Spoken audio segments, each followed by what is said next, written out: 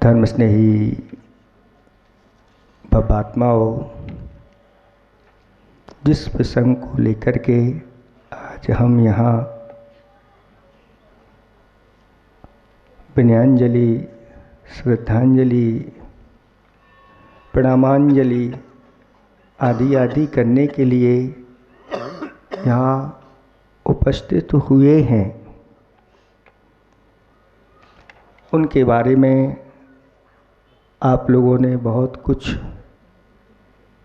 सुना और आपके यहाँ आए तो सुना क्या, आप लोगों ने तो उसको स्वयं ही अनुभव किया है। प्रश्नोत्तर रत्न मालिका में एक प्रश्न किया गया, किम सत्यम, सत्य क्या है। आपसे ही पूछते हैं सत्य क्या है।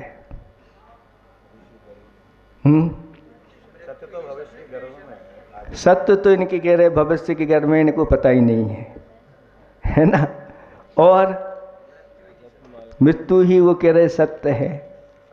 सब अलग अलग हैं, लेकिन प्रश्नोत्तर मालिका के जो रचयिता है उन्होंने कहा भूत हितम। सत्य क्या है। मनुष्य जीवन पाकर के अगर आप सत्य को जानना चाहते हैं तो भूत हितम यानी प्राणियों को अपना हित कर लेना चाहिए। और प्राणियों का हित कब होता है, जो तत्वदर्शी बन करके और ऐसे अपने जीवन में संयम धारण करके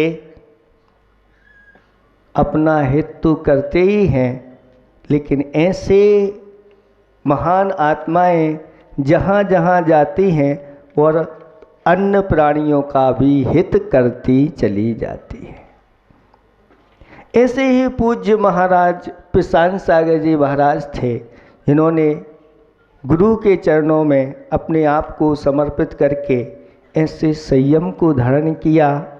तो अपना हित तो कर ही लिया, लेकिन जहाँ जहाँ उनके चरण पड़ते थे उनके माध्यम से और भी भव्य प्राणियों का वह हित करते चले जाते थे। वास्तव में उन्होंने अपने जीवन की सत्यता को प्राप्त कर लिया, क्योंकि संत ऐसे ही होते हैं। और उनको भी हम लोग दोनों महाराजों की जोड़ी को संत महंत की जोड़ी से ही संबोधित करते थे। जब भी मिलते थे, आज अहोभाग संत महंत के हम लोगों को दर्शन मिल गए। ऐसे महाराज थे और हमेशा हमेशा प्रसन्न रहने वाले, और उनके सानिध्य में जो बैठता था वो भी प्रसन्न रहता था। और कुछ ना कुछ इस प्रकार की वो बात रख देते थे। संग में चल कहते थे कि महाराज पुड़िया छोड़ते हैं मतलब कोई ना कोई शास्त्र स्वाध्याय के बीच में आदि आदि। जैसे अभी बहन जी ने बताया कि वो चल, उनसे प्रश्न किया गया कि देखो पंडित मरण के जो भेद होते हैं 3 भेद, उसमें एक भक्त प्रत्याख्यान है, तो बीच में ही एक उपड़िया छोड़ दी कि भक्तों का प्रत्याख्यान भी होना चाहिए, वो भी इसमें जरूरी होता है। ऐसे मुनिराज निरंतर उनकी लेखनी चलती रहती थी, चिंतन मनन आदि चलता रहता था। और जब इस प्रकार से अगर संत का जीवन निकलता है, कहा है कि निर्धनता ही धन है जिनका। निर्धनता ही संतों के पास क्या है, कौन सा धन है। निर्धनता ही धन है, रत्नात्रय रूपी धन होता है, लेकिन कोई बाहरी धन नहीं होता। निर्धनता ही धन है जिनका, मृत्यु जिनका जीवन है। संतों का जीवन क्या है, मृत्यु को ही साथ में लेकर के चलते हैं। कभी भी आ जाए उनको चिंता उसकी नहीं रहती, क्योंकि मृत्यु से वो डरते हैं जिनके जीवन में सम्यक्त नहीं होता, जिनके जीवन में संयम व्रत आदि नहीं होते, ऐसे लोगों की मृत्यु सोचनीय होती है। लेकिन जो सम्यक दृष्टि होते हैं, उन सम्यक दृष्टि का जो मरण होता है या संयमियों का मरण होता है, वह मरण सोचनीय नहीं होता, वह तो सबके लिए आदर बन जाता है और उसको सब अपने जीवन में भी उतारना चाहते हैं। एक सेठ जी ने मंदिर बनवाया और मंदिर के बाहर द्वार पर एक चित्रकार के माध्यम से एक चित्र बनवाया और कहा कि मंदिर के बाहर एक मृत्यु का चित्र बनाओ। किसका? मृत्यु का चित्र। क्योंकि मंदिर में आने से पहले लोगों को मृत्यु का ज्ञान होना जरूरी है। और एक मृत्यु का विकराल चित्र चित्रकार ने बना दिया कि जिसको देख करके लोग घबरा जाए, और हाथ में मृत्यु के एक कुल्हाड़ी पकड़ा दी। ऐसा चित्र बनाया। जब उन सेठ जी ने उस चित्र को देखा तो चित्र तो बहुत अच्छा था, लेकिन जो हाथ में कुल्हाड़ी पकड़ाई थी वो उनको जमी नहीं। चित्रकार को बुलाया और पूछा कि इनके हाथ में कुल्हाड़ी क्यों पकड़ाई? जो चित्रकार कहता है कि मृत्यु जो है ना, सब कुछ नष्ट कर देती है, छिन्न भिन्न कर देती है।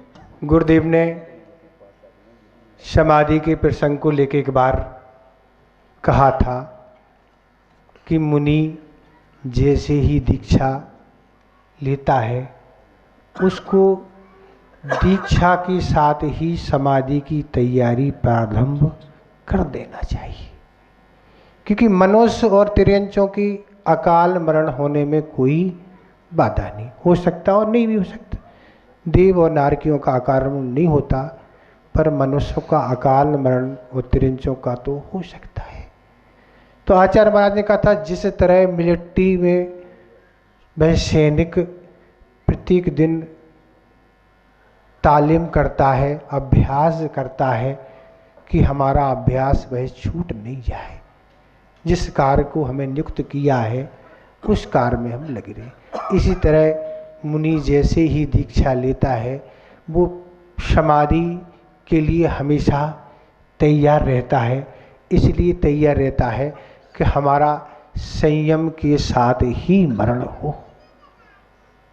प्रसंग आज प्रशांत सागर महाराज का है और इसी तरह उन्होंने भी संयम को नहीं छोड़ते हुए अपना अंतिम समय व्यतीत किया है। लोगों ने तो सुना दिया कि वह अस्वस्थ थे, उनसे भी काफ़ी चर्चा हुई इस विषय में जब भी उनसे मिलना हुआ, और उनने भी इस रोग का ज्ञात हुआ कि हमें इस तरह की परेशानी है। तो उन्होंने आहार पर काफ़ी कंट्रोल किया था, बहुत परहेज के साथ आहार लेते थे। हमारी उनसे चर्चा हुई और पूरी सावधानी वह रखते थे। हम तो यही कहेंगे कि लोग सोचते हैं कि हमारा सिद्ध क्षेत्र पर मरण हो, पर सोचने मात्र से नहीं हो पाता है। पर उनको तो बिना सोचे ही एक नहीं, जहाँ बाष्पनुज भगवान के 5, एक नहीं, एक ही ऐसा क्षेत्र है जहाँ 5 हुए, उस क्षेत्र पर समाधि मरण करने का अवसर प्राप्त हुआ। और वह आचार्य पूज्य महाराज ने सर्वा सिद्धि में लिखा कि संलेखना के लिए क्या करना चाहिए। तो उन्होंने लिखा, कसाय और काय को किस करना चाहिए। संलेखना कब अच्छी होगी? जब एक काय कृष होगी। तो मुनि महाराज जब दीक्षा लेते हैं तो उनका एक आसन प्रारंभ हो जाता है, तो काय की कृष की प्रक्रिया शुरू हो जाती है। और कसाय को तो वह नियंत्रण रखते हैं। प्रशांत सागर महाराज 4 आहार और 1 उपवास करते थे। कुंडलपुर में भी रहने का काफ़ी लंबे समय मिला। हम बाजू में ही उनके रहते थे, तो हम कहते फिर वो पास कर लिया आपने, हम भैया वृत्ति करने जाते थे, हाँ भैया 4 आहार हो गए, बस उपास निश्चित था। तो 4 आहार और 1 उपास वह करते थे। चूँकि उन्होंने आचार्य महाराज से बहुत पहले 4 शुद्धि के 12 से 34 उपास लिए थे, उसके लिए वह निरंतर साधना अपने काय को कृष्ण करने में लगे रहते थे। तो इस तरह वह हैं। और अभी रही वात्सल की बात, लोग बार बार वात्सल की कह रहे, तो आप लोगों को तो वात्सल्य पर हम लोगों को कितना वात्सल्य मिलता था, सहज स्वीकार कर लेते। आचार्य महाराज का हम लोगों को आदेश हुआ कि बंदाजी चतुर्मास करने जाना है। तो हम लोग खुरई से बंदाजी जा रहे थे, रास्ते में मड़ौरे में हम लोग का रुकना हुआ और समाचार ज्ञात हुआ कि महाराज जी भी मड़ौरा आ रहे हैं, उनको टिकुंगड़ चतुर्मास के लिए जाना है। और हम लोगों ने उनकी भव्य अफगानी की। और चूँकि हम लोगों का समय जाने का हो गया था, हम लोगों को समय से पहुंचना था, तो महाराज जी का कहना था कि हम तो अभी कुछ दिन यहाँ रुकेंगे, चूँकि अभी चतुर्मास के लिए समय है। तो फिर महाराज जी ने भाव रखा कि महाराज जी अपन तो साथ ही चलेंगे तो अच्छा रहेगा। तो फिर आचार्य महाराज का दीक्षा दिवस आने को था 30 तारीख, तो महाराज जी अपन साथ ही विहार करेंगे तो अच्छा है। तो फिर उन्होंने सहज उस बात को स्वीकार कर लिया, हाँ ठीक है, अपन सुबह दीक्षा दिवस मना लेंगे और दोपहर में चलेंगे। तो हम लोग विहार करते करते जैसे ही हम लोग मड़ौरा से निकले और थोड़ी 1 किलोमीटर दूरी चले, वो कहने लगे हमें अभी बैठना है। क्योंकि महाराज क्या हो गया, हमें हार्ट की प्रॉब्लम है और दोपहर में चलने में थोड़ा बैठ के चलना पड़ता है। तो हमने कि महाराज जी जितना आपको बैठना आराम से चलेंगे, 4 किलोमीटर तो चलना ही है। तो फिर हम लोग बैठते चलते हुए साड़ूमठ पहुँचे, फिर जाके सैदपुर आहार किया और फिर जाके हम लोग मेहरौनी पहुँचे। मेहरौनी में हम लोग वहाँ से निकल गए और महाराज जी वहाँ रुक गए। प्रातःकाल की बेला में जब खबर आई और ज्ञात हुआ, 7 बजे के आसपास का समय था कि मुनि श्री प्रशांत सागर जी महाराज का समाधि मरण हो गया, तो पैरों तले जमी खिसक गई। क्योंकि उनसे बबीना में जब वो थे और हम ब्रह्मचारी थे उस समय दर्शन हुए थे। उसके बाद कई जगह संयोग बनता रहा, मुंगावली में भी, उसके बाद सागर में भी, और ऐसे कई प्रसंग बनते रहे। फिर देवरी में पंचकल्याणक भी हुआ था 2-3 वर्ष पहले। तब की बात है कि महाराज जी का आगमन हुआ था और साथ में रहने का अवसर प्राप्त हुआ था। उसके बाद पिछले वर्ष कुंडलपुर में भी जब महाराज जी से, बड़े महाराज जी की चर्चा हुई, यानी श्रावकों के माध्यम से, तो महाराज जी ने कहा साथ में ही प्रवेश करेंगे। तो हटा से लेके कुंडलपुर साथ में ही आचार्य श्री के दर्शन हुए थे। उनको भी लगभग संभवतः 14 वर्ष के बाद दर्शन हुए थे आचार्य भगवान के। और वह उपवास अष्टमी चतुर्दशी को करते रहते थे। और पूर्व वक्ताओं ने बता दिया है कि जिन सरस्वती, कथोदय, सूत्रोदय आदि उनने ग्रंथों का संकलन किया था, संयोजना की थी, वह अपना समय इन्हीं ग्रंथों के संकलन में ही उनका निकला करता। उसके साथ साथ उपवास आदि की साधना कर, और वह ऐसा जो सुनने में आया उसके अनुसार बता रहा हूँ, उसमें कुछ भी फेरबदल भी हो सकता है कि प्रातः 3 बजे उठे, एक दिन पहले उपवास था उनका, और सामयिक में बैठे।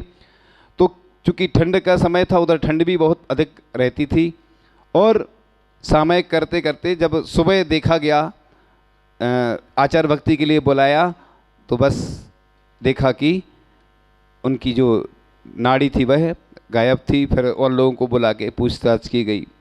तो जो भी साधु होते हैं वह दीक्षा इसीलिए लेते हैं कि हमारा संलेखना मरण समाधि मरण हो, क्योंकि लोगों के दृष्टि में संलेखना को बुरा माना जाता है, क्योंकि मरण से सभी लोग डरते हैं।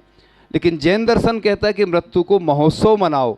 जन्म का महोत्सव तो दुनिया मनाती है, लेकिन मृत्यु का महोत्सव बिरले जीव ही, कायर नहीं है तो वीरों का कार्य होता है। तो इसलिए जब शरीर में कोई रोग हो जाए या अचानक कोई ऐसी स्थिति बन जाए, तो जो साधक होता है वह संलेखना ग्रहण करता है, यानी बुद्धिपूर्वक वह प्राण छोड़ता है, शरीर को अन्न देना बंद कर देता है। वह तो उपवास के साथ ही उनका मरण हुआ है। और पूज्य आचार्य भगवान को जब बताया गया सुबह, तो आचार्य भगवान से कहा कि चंपापुर की वंदना हो गई थी, शायद वह 1 फरवरी को गुणायतन से बिहार करके पहुँचे थे और कुछ तीर्थों की और वंदना रह गई थी। तो आचार्य श्री को बताया, तो आचार्य श्री ने यही कहा कि चंपापुर की वंदना हो गई, जो रह गए पावापुर आदि, अब ऊपर जाकर वह वंदना कर लेंगे। तो ऐसे साधक की जो हमेशा उपवास करते रहे हैं, ये उपवास की साधना इसीलिए की जाती है। तो धूप और छाँव का मेला है ज़िंदगी, बहते हुए जल का रेला है ज़िंदगी। तो वह हमारे बीच में नहीं है, क्योंकि एक साधक जितने वर्ष तक संयम के साथ रहता है तो उतने कर्मों की निर्जरा अधिक हो जाती है। अगर वह ऊपर स्वर्ग में चला जाता है तो उतनी निर्जरा नहीं हो पाती है, क्योंकि यहाँ पर मुनि अवस्था के साथ जितना अधिक समय बीते, इसलिए अपन मेरी भावनाएं बोलती है, लाखों वर्षों तक जीव या मृत्यु आज ही आ जावे। मृत्यु से डरना नहीं है, स्वागत करना है, क्योंकि मृत्यु तो आएगी, तो सभी की मृत्यु होना है। लेकिन जो संलेखना और समाधि के साथ मरण करता है, उसका कम से कम 2-3 भाव और अधिक से अधिक 7-8 भाव में निश्चित रूप से उसको मोक्ष की प्राप्ति हो जाती है। इसलिए मृत्यु जीवन से भी बड़ा सत्य है। मृत्यु से बचाव के उपाय सोचना प्रकृति विरुद्ध है। जीवन का हर पल मृत्यु की तैयारी में बीते। मौत को कल पर मत टालो, वह आज ही अच्छी है। मौत वह मित्र है जो हमें मुक्त करती है। तो मौत से तो कोई बच ही नहीं पाता है, सबकी मृत्यु होती है। लेकिन अपन मृत्यु को अपने सामने देखें, यानी जैसे चोर चोरी कर ले जाता है तो उसमें पुण्य नहीं लगता, लेकिन दान करते तो उसमें पुण्य लगता है। इसी प्रकार से संलेखना में हम अपनी स्वयं नियम धारण करके और जो त्याग करके सामने मृत्यु को देखते हैं, वह एक अलग ही अनुभव होता है। तो कुछ भलाई कर ले गाफिल जिंदगानी फिर कहाँ, जिंदगी भी अगर तो नौजवानी फिर कहाँ। तो ऐसे हमारे जो मुनि श्री प्रशांत सागर जी महाराज थे, जिन्होंने हम लोगों के लिए बहुत प्रेरणा दी, और वो हमेशा जब भी मिलते थे सरल व्यक्तित्व के धनी थे। ऐसे मुनिराज जो हमारे बीच में नहीं हैं, जितने वर्ष और रहते हमारे बीच में, तो हमारे लिए उनकी प्रेरणा मार्गदर्शन मिलता रहता। लेकिन वह बीच में नहीं हैं। लेकिन साधक ने जो साधना की उसके माध्यम से देखो सिद्ध क्षेत्र में उनका मरण हुआ।